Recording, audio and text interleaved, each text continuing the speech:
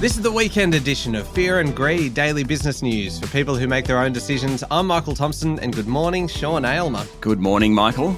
Sean, our weekend show is a great deal of fun.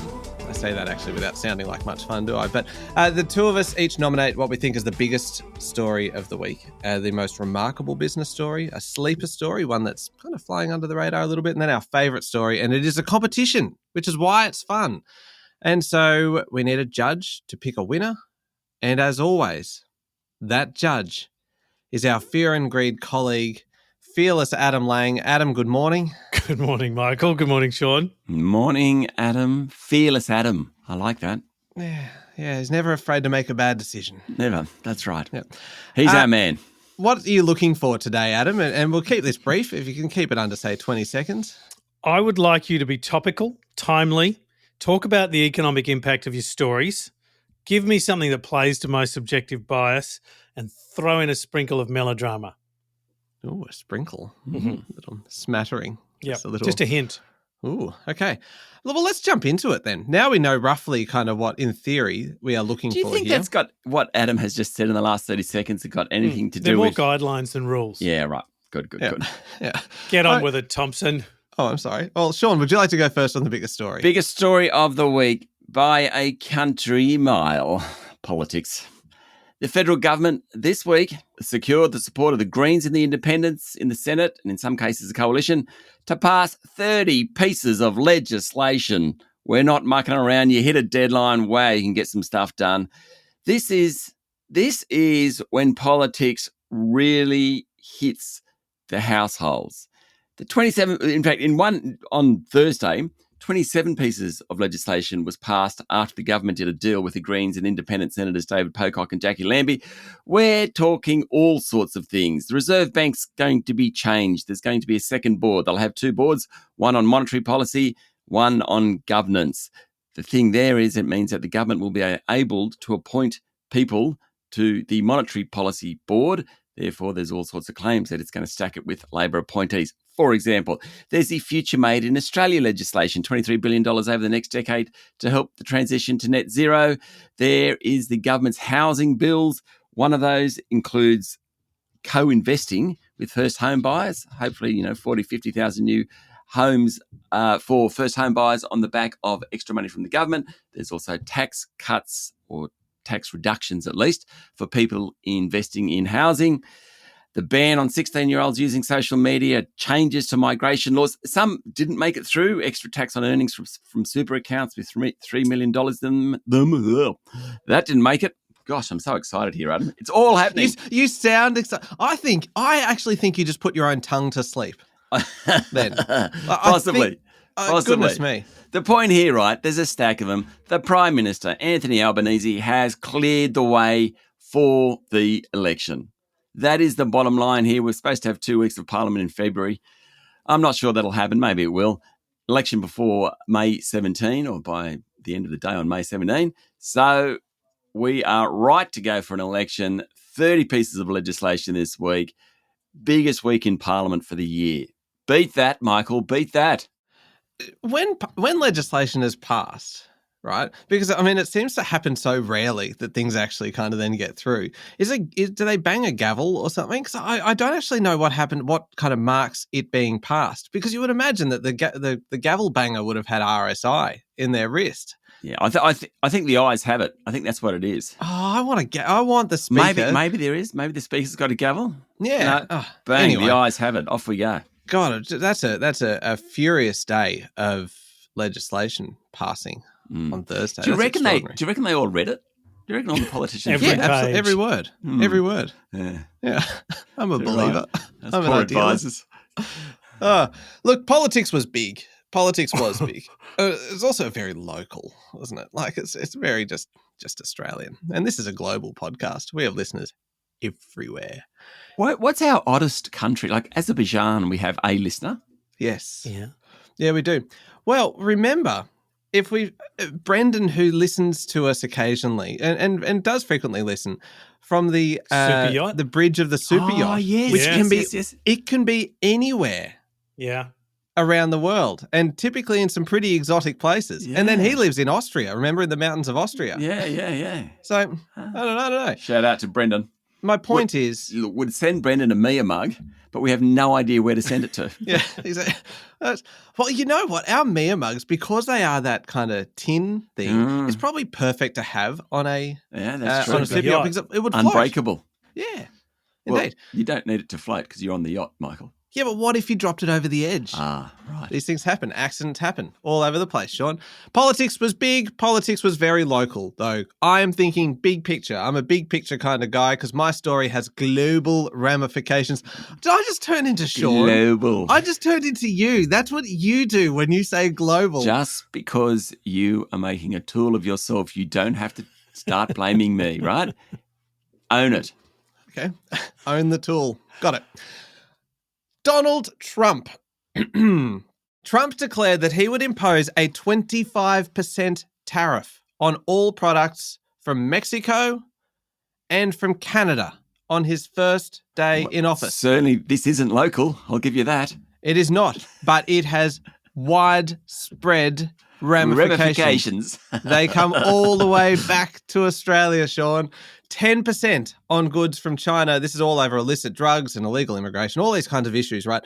But think about that. The fact that he was willing to do that on his two closest kind of neighbors geographically in terms of Mexico and Canada, but also Canada is America's really closest ally. It's quite extraordinary, right? It's very, very aggressive. It's a very aggressive move from the incoming president. And what did it do? It scared investors, petrified them. Just like they were, you know what? I'm just watching Sean and Sean's eyes are darting from side to side. And I'm like, yeah, I might be over-egging this a little bit. Anyway, markets fell. A range of commodities fell. The US dollar surged. The shock waves from this, they radiated out around the world extraordinarily, right? China was the voice of reason in all of this, warning that a trade war helps nobody. Great point, China. The thing is... Yeah. Xi Jinping will be delighted to hear that from Michael Thompson on Fear and Greed. Let's not forget about, of course, the wine tariffs or lobsters or Australian barley. They've been dumped, Let's not let the history get in the way of the facts here. We look forward, Adam, not backwards. Maybe China has learnt its lesson. Now it's warning that trade wars help no one. Look, the thing is that this from Donald Trump, it could just be him just kind of setting himself up, like political posturing, essentially a negotiating position, a tactic here, which is it is a volatile, chaotic tactic, and it's a bit of a warning sign, isn't it? It's a red flag for kind of what is coming over the next 4 years. Because we didn't know up until this week. I would argue that this is even more chaotic than previously. Like last time, there was almost an element, I'm going to say this, almost an element of restraint to a degree. Whereas here, it feels like all bets are off. It's just like, you know what? 25% for you, 25% for you, 10% for you. Everybody gets a tariff. He is the Oprah Winfrey of erratic global politics, right? Local markets not immune at all. This story is going on for too long and it's because of you. Yeah, no, it's not us. They bounced, but local markets. Okay, so local markets were hit as well. Adam, write this down because this is local economic impact. They were also hit, but they bounced back. And the records bonanza began again. I talked last week about the records bonanza. More record highs for the ASX 200, more record highs for the Commonwealth Bank. This has been overall, to wrap things up nice and quickly, a massive week on global markets for local and international investors. And it's never a good sign when the judge is laughing at you when you finish your story with what I thought was actually an appropriate amount of depth and power. Restraint, even. At times. Like Donald Trump in his first term. Yep. Okay, so both are politics, really, aren't they? And both very interesting. A lot of posturing from Donald Trump, probably trade positioning. Michael, you've given us the butt, the double butt, and the triple butt. Triple. Which launched early. I think this has to be a draw. I think both of them are relevant. Both of them impacted markets. That, Adam, Yeah. is one of the absolute worst decisions you have ever made in your life. Oh, come on. I think it was pretty good. There's been clangers. You didn't say you were reading your notes, and when you said a draw, Yeah. Michael's went, oh. He couldn't believe it. No. That is genuinely the worst decision you have made since Roe v. Wade. How can you say 30 pieces of legislation in 1 week versus Donald Trump posturing Okay. is a draw? Just to clarify, Adam didn't make the Roe v. Wade decision. No, Adam made a moving on. judgment on the overturning yes. of it and said that it wasn't a big story. Just for context for new listeners. Yes. Anyway, yep. Yeah. Anywho. We're moving on. That is the worst decision I've ever heard. Well, you look. No, I- I'm not letting Again- you talk, Adam. You cannot call that a draw when the Again. Australian government passes Diane. 30 pieces of legislation that affects all of us Yes. versus Donald Trump posturing, which we have had non-stop for 8 years. Yeah. And if you don't mind me saying, F me, Jesus. There are children listening. Oops. F stands for fruit. Children? Yes. Or flummoxed, I think. Flummoxed. Yeah. Sean's flummoxed. I might actually give up. I'm that upset about that decision. Go on. Can I just look? You know what? The last time we saw a dummy spit of this magnitude, Sean walked away from doing economic stories on this For podcast. the year. It was Yes. like in April. And we are nearly at the end of the year. Oh. And so my run of having to do all the economic stories on behalf of Fear and Greed is coming to an end, which is good because the most remarkable story this week was, in fact, economics. It is remarkable, truly remarkable, right? With no melodrama whatsoever, that we just can't get inflation under control in this country. Why is that remarkable? I'm just angry now. Why is that remarkable? Because it is. It just is. Give me Sean. some detail, mate. Don't just say it just is. Hey, Dad. Hey, you got mated. Yeah, why? Hey, Dad. Why can't I go out tonight? Because you can't. Why? Because I told you so. You know that's the line. Yeah, mate. So the trimmed meat. Are you just the RBA's preferred rate? Underlying inflation here actually rose. You have turned into Sean. Oh my God, I The have. vowel enunciation has really changed. I just Jealousy's a curse. no. I think it's like hero worship. That's what this is. I'm trying to emulate you adoration here. of sorts. Yeah, this is extraordinary. Don't come sucking back, you two. I'm over. I'm not Oh, happy no. still. It rose. Did I mention that? It went from 3.2% to 3.5%. It's supposed to be going the other way. It went up. Price pressures. These persistent price pressures are persisting. Good work. Yeah. Persistent price pressures. Persistent. Price. Yeah, they are persistent indeed. Christmas song. This is not getting better. And the problem is that a lot of people take almost, I would argue, false hope from the headline inflation figure that was at 2.1%. And everyone's going, yeah, bottom end of the target range for the Reserve Bank. No. As Sean explained to us admirably through the week, right? Suck. When you take away the energy rebates and all these other things, those headline numbers are going to jump again. And the RBA is, of course, looking for sustained reduction in inflation. 2 quarters here. What does this mean? Bad news, guys. Everyone who's taken this false hope, there's no rate cuts anytime soon, not until like at least the middle of next year. And that's going to be after the federal election, don't you reckon? So no help to the Prime Minister, to tie it back to Sean's opening story, which could possibly have been good enough to win, but didn't. It was a tie. Definitely should not have rubbed that one back in, judging by the looks on the faces no, here. it went pretty well, I Yeah. thought, first time Yeah. round. So Yeah, keep going. no, look. So there you go. Quick, short, sharp economic story, inflation, persistent price pressures, bang, remarkable. Sean, over to you. Well, I don't even know that it's worth saying anything because the judging is so appalling. Whatever I say is going to be, I mean, you know. So what was remarkable this week? Oh, I don't know, superannuation, $4 trillion, hit the $4 trillion mark for the first time. Oh, yeah, so what? Who cares? It's only $4 trillion. That's what Adam Why? would say. I'm sniffing the air. I'm sensing another tie coming. No. Or even defeat. Well, you probably would defeat this story because obviously it's the most remarkable story. Might. But, you know, the Australian Prudential Regulation Authority came out, assets up 4% September Getting a bit quarter. bored.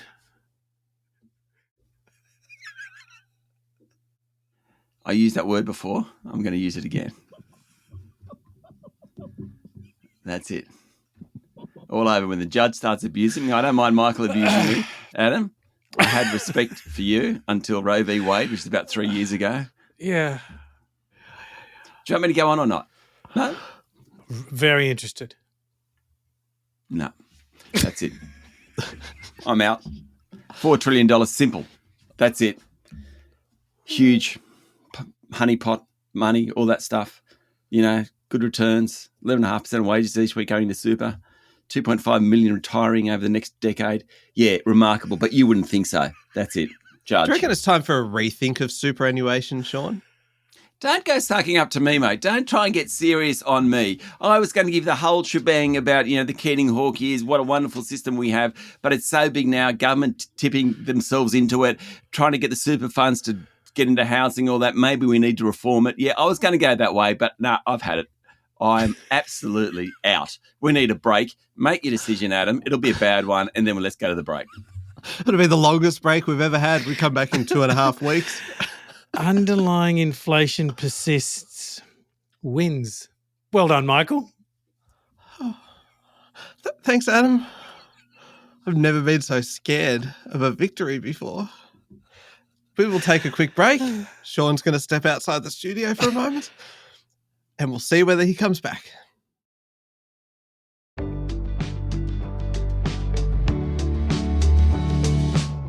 All right, we are looking for a sleeper story of the week, and very good news, Sean Aylmer has returned, and he is looking bright and cheery and chipper, and I think all is forgiven. So it is 1.5 to half a point. That is my way. I am winning.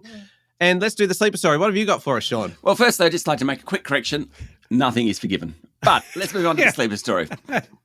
Quite right. Deals, As if, Michael. Deals are back. Deals are back. We found that out this week, certainly at the lower end of the market. This week we had private equity group Pacific Equity Partners bidding for SG Fleet Group, the leasing company. It sent its share price up more than 20%, about a $1.2 billion bid. We had IAG buying the business of Royal Automobile Club of Queensland. That's about $900 million. Basically, IAG has NRMA in New South Wales, RACV in Victoria, and RACQ from Queensland, 25-year deal, 1.7 million members. Big deal for IAG. Its share price jumped about 4% on the day. Another deal was American real estate giant Proprium Capital Partners. The highlight of this deal was Michael trying to say the word Proprium. Proprium Capital Partners bidding $375 million to buy AV Jennings. Hang on. I didn't think you noticed that. I thought I sailed through that without any kind of problem, but I got to, and I was like, I'm assuming it's Proprium and not Proprium. So I just kind of eased my way through it. And Sean didn't say a word. Been sitting on that one, haven't you? Did you know that, do you remember the ads for AV Jennings? Yes. Makes me a very proud old builder. That one? Oh, no, that's a bit older than me. Right. Anyway, AV Jennings share price jumped 90% on the offer. The AV Jennings, it's a great company. It was about $20 a share. Today it's about 62 cents a share, so hasn't been so good. It's throwing the ASX at a record high. Companies like Pro Medicus shooting the lights out. One of the great Australian companies over the past couple of years, Pro Medicus. That, to me, what category are you in? Sleeper. Well, why is it a sleeper story? Because Adam has focused on a bunch of garbage like Donald Trump posturing. There's been so much politics going on. We seem to forget that all these deals are back. Over to you, Michael. Look, I did my best to be enthusiastic about this show after the break. I really did. I went out, had a cup of tea, did the whole lot, came back in to you two. A few deep breaths. My mood just dropped again. Is there any one of us in particular? I feel like I shouldn't have sledged you about the AV Jennings ad, right? The one that I remember is it's a song. Remember, like the dreams can come true and AV Jennings build them for you, kind of thing. Yes. Yeah, that was the one I thought you were going to refer to, and then you busted out something that was from like the silent movie days. It was just like from the early talkies. The sleeper story for me this week. New South Wales dodged a bullet through the week, right? It's not, and this so is haven't you gone from global to local? But I'm expanding it to a nationally relevant story, right. which is Go part on. of a global movement, Sean. So, Go so on. really, I think of all. It's not even summer yet, but Sydney recorded a very, very, very hot day through the week. In fact, it was its hottest November day in 4 years. And it was quite extraordinary. The Premier, Chris Minns, had to call for people to turn off their air conditioners, their dishwashers, their pool pumps, basically anything that was kind of using a bit of power. There was this surge in consumption, right? Alongside, and this is key, outages at 4 units along the East Coast in terms of power production units, like coal-fired power plants, those kind of things. And that meant supply was very, very, very tight. The Australian Energy Market Operator said there were insufficient reserves in terms of generation across the day. This story is what we call, it is a rare double sleeper. It's putting the things. audience to sleep? No? And you two as well. Yes. 2 things that are going to be bigger issues down the track. A double fuse has been lit, and it is kind of fizzing off in different directions. Number one, it is going to be a hot summer. Actually, just realised as I'm saying this is not very sleepery because people are probably aware that summer's going to be hot. But this may just be the beginning of these call-outs. This will not be the last time that the good people of New South Wales have these requests coming from their Premier. And I would argue that the same thing's going to happen to the good people of Victoria and the good people of Queensland and the good people of Tasmania? Maybe South Australia. I don't really know. I'm not an expert on the South Australian electricity grid, but, the quad but. It is just the beginning of these call-outs to shut down electrical items. Right, okay, that's point 1. Let's just park that. Number 2, this is the big one. Don't you say anything. I can see you. Just Sean. This has revealed, and Adam, write every word of this down because this is critical. Nostradamus over here is predicting the future. This has revealed exactly how precarious our power supply and the generation of electricity in Australia is, and it illustrates just how big the challenge will be to transition to renewable energy when the most basic need, the most fundamental requirement of the grid is just to keep the lights on. And not even that. Which category are we in? This is a sleeper story because this is a bigger story coming down the track, but the fuse was lit this week with those call-outs from the New South Wales Premier. It is Don't shake your head, Adam. That is prejudgment. I want to get this right. So this week we found out that the country could have blackouts because of the transition to renewable power. Indeed, it was illustrated this week, Sean. Illustrated. Yes. So the fuse wasn't lit as such. Yes, it was. It was lit by the awesome power of the sun on, was it Wednesday? Right, okay. Like a magnifying glass. Go on. The fuse sparked to life and fizzed all the way into our future. Okay. Is that it? Well, I think so. You know what? It was an unorthodox close, as the concluding arguments go. Yes, look, that did all happen in New South Wales this week, Michael. And think about it. Oh, geez, the struggle of humanity. Please, you'll have to turn off your pool pumps, your dishwashers and your air conditioners temporarily. Oh, dear. Air conditioners, though, like that is like you. Where did you grow up, Michael? You jest. Where did you grow up? In Henty. Where's that? In between Wagga and Albury. Did it ever get hot down there? It got rather toasty. Did you have an air conditioner down there growing up? I'm thinking particularly of schools, right? And if these instructions and these requests are going out to schools to turn off air conditioners, won't somebody think of the children? Cue the music. Adam, Adam, let's just get on with it. Look, you Sean wins Yeah, fair enough. by I a just wish you'd done margin. that earlier. The deals and the Australian companies involved, sensational week. And I thought, Sean, as you began that story about forgiving and forgetting, a little motto for fear and greed. How about this? Never forgotten, sometimes forgiven. No, I don't even think Whoa. Neither forgive nor forget. Is sometimes too optimistic? That's Yeah, an sometimes accurate- is overreaching, I think. Sean wins my sleeper God, category. it has taken me, honestly, 15 minutes to get over that first decision. Oh, I feel come I'm on. getting It's there going to now. take you a lot longer than that. It's why I made my sleeper story extra long to give Thank you a bit you. of extra recovery Thank you. time.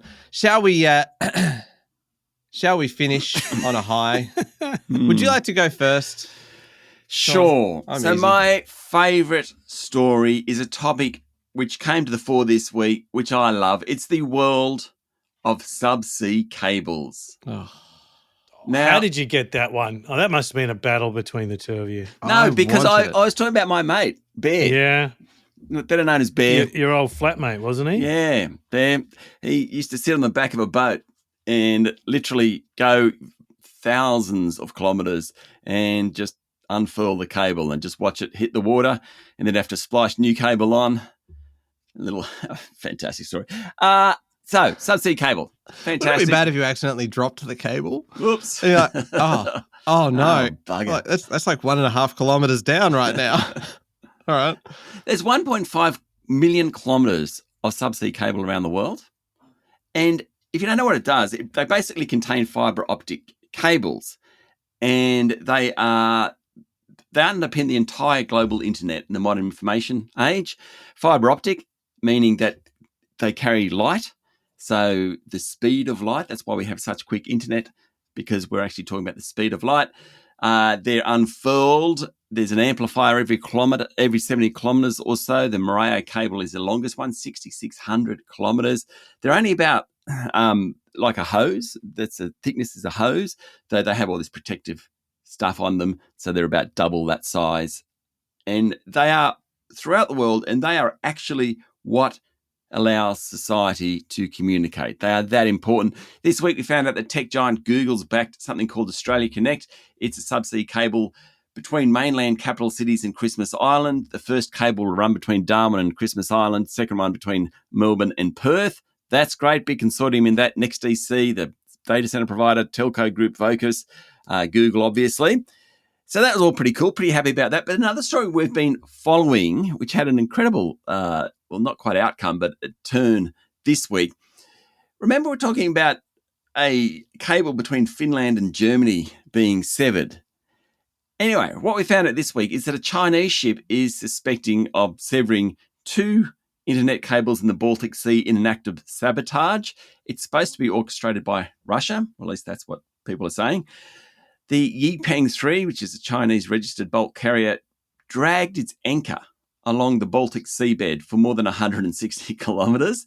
Now, a senior European investigator told the Wall Street Journal, I like this quote, "It's extremely unlikely that the captain would not have noticed that his ship dropped and dragged its anchor, losing speed for hours and cutting cables on the way."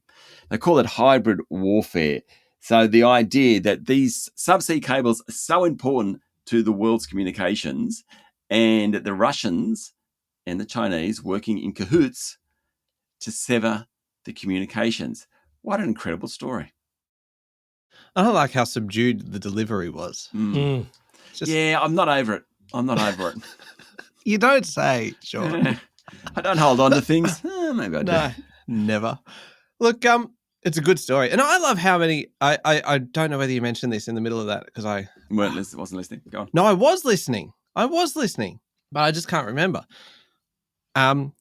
About the percentage of the Earth's undersea cables that are either owned or controlled by Australia. No, I didn't. Yeah, we're big. Yeah, it's nearly like 25% or so, just because of the position of where we are, The obviously, country. and the fact that we need so much cable to get everything else out. I thought that was amazing. Yeah, Well, that's 400,000 my mate. kilometres. That's my mate Bear sitting on the back of the boat. Good job, Bear. Yeah, go Bear. Laying cables across the seabed. Mhm. Well done, Bear. Mm. Michael, your favourite story, please. Look, I almost did this story as my sleeper story. But Well, it's going to be good then, isn't it? No. But it was too good to just to burn, really, in that wasteland of a category. So I bumped it up to the big time, my favourite story of the week. And I owe a significant amount of gratitude to a listener, Danny, who contacted us via the Fear and Greed website. For the first time this week. He's never made contact before, and he did it to give me a tip. Because Danny knows the passion that I have, the deeply held passion that I have for tax reform. And so he thought that I would enjoy this story. And he was right. Because this is about a green paper that did not get much attention this month because there was just so much other stuff going on in Parliament. But the thing about this, Adam, why are you looking at me so skeptically? See, Parliament doesn't matter, remember? It's irrelevant. It's about as equal as Donald Trump posturing anyway. Go on. Oh, golly. Well, equal or lesser than. Oh, God, he's sticking the boot in. Okay, look, the thing about this green paper, there was a few things that made this different. It came from an independent, right, for one thing. So that's a little bit different, Allegra Spender. Now, Ms. Spender spent 18 long months, right, holding meetings with all kinds of people, with tax experts, business groups, kind of academics and unions, normal people, everyday, regular Joes. Have you ever met an academic that's a normal person? No, I'm saying that, and normal people. Oh, and normal so, people. Like, they had to be split out into an entirely separate category to keep them away from the academics. Apologies to you academics out there. And they were talking about tax. Adam, can you imagine if in searching for people to talk to about tax, she was picking people at random and she picked up the phone and it's like, Adam Lang speaking. And she would have been in for like 4 weeks straight. And another thing, have you considered this? From 18 months to 2 years. Yep, that's right. And 6 months of that was just Adam.